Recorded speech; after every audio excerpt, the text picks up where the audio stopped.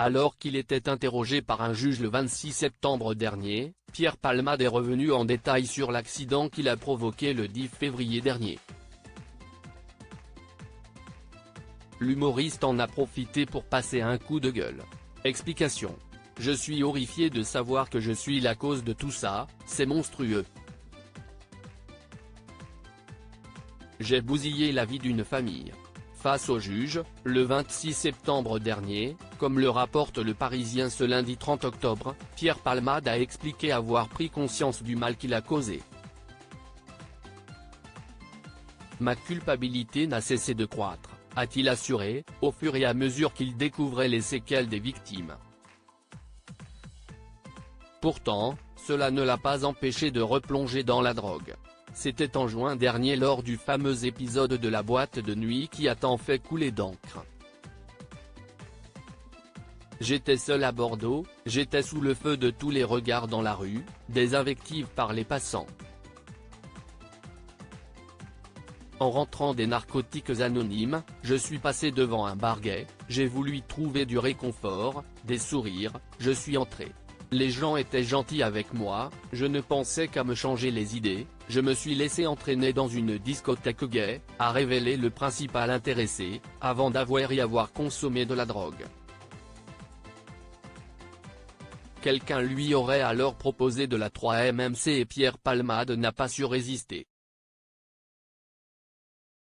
S'il comprend que cela soit perçu comme scandaleux, l'humoriste a affirmé qu'il ne pensait pas à mal.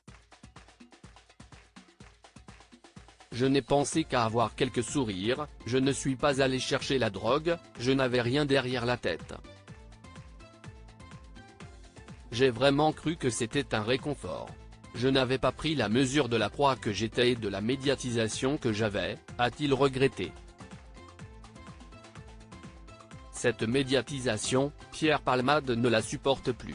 Il sait que du fait de sa notoriété il est plus scruté que n'importe qui d'autre. Chacun de ses faits et gestes sont commentés et décriés. Des fausses informations ont même fait la une des médias. Il sait son image écornée, sans doute à vie. Pourquoi Pierre Palmade est sorti de ses gonds? Je ne suis pas sûr de pouvoir recommencer ce métier, a déploré celui qui a perdu des membres de sa famille et des amis dans ce drame. Alors, au cours de cet interrogatoire, Pierre Palmade est sorti de ses gonds. Il ne supporte pas le traitement médiatique dont il fait l'objet. C'est dégueulasse. Il paraît que c'est la rançon de la gloire, s'est-il agacé. Et de renchérir, on m'accuse de pédopornographie entre autres affabulations. Je ne réponds pas pour que ça ne se retourne pas contre moi. Un rappeur a proposé la peine de mort avec la torture. On me dit de ne pas lire.